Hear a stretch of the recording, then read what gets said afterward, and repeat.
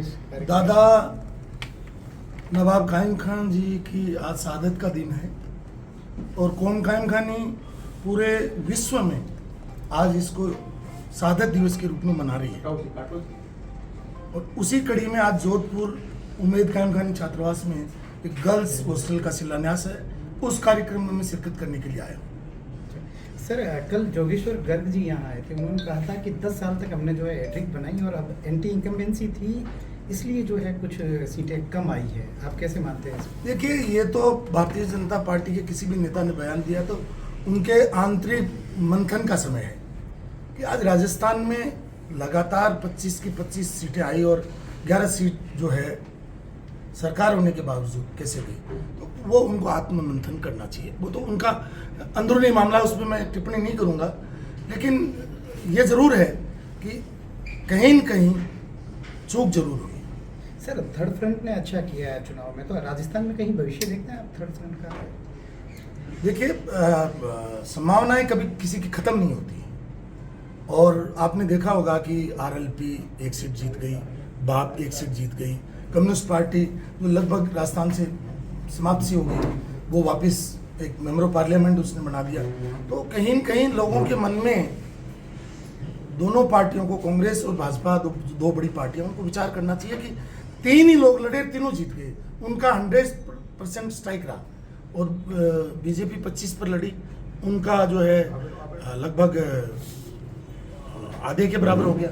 मुझे लगता है कि ये विषय तो कहीं न कहीं जनता के मन में तो भाव है। सर, इस जनादेश को कैसे देखते हैं, क्योंकि ना दोनों पार्टियों से जनता खुश नहीं है ज़्यादा? आप देखिए, मैंने आपको कहा कि बाप एक नई पार्टी है और एस्टेब्लिश्ड लीडर थे महेंद्रजीत मालवीया, उनको लगभग 2.5 लाख वोटों से हरा दिया और भाजपा में आ गए। कांग्रेस की उनकी पार्टी उनके साथ थी। उसके बाद में एक नौजवान व्यक्ति जिसका संगठन अभी खड़ा नहीं हुआ और उसने बड़े मार्जिन से हरा दिया, तो ये सोचने का विषय है।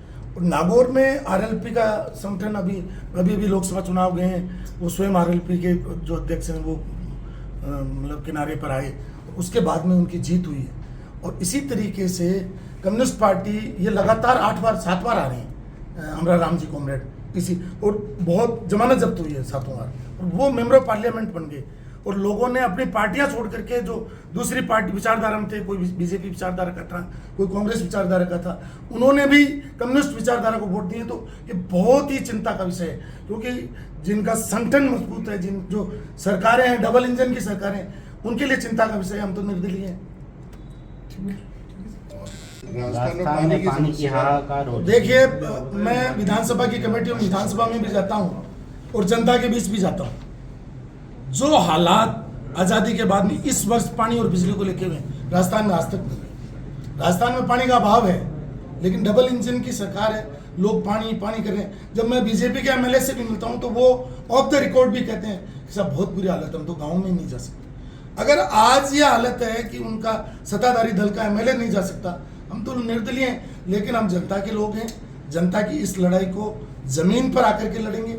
और मैं मुख्यमंत्री जी से मेरा बहुत विनम्रता के साथ आग्रह है कि ये घूमना फिरना बंद करें, और उनसे आग्रह है कि राजस्थान की जनता बिजली और पानी, सरप्लस स्टेट है आपके पास, 37,000 मेगावाट बिजली है, 19,000 मेगावाट आपको चाहिए, तो ये बाकी बिजली जा कहाँ रही है? अगर गहलोत सरकार ने गलत मान लीजिए कर लिया तो आपके पास अधिकार है उसको रोकने का।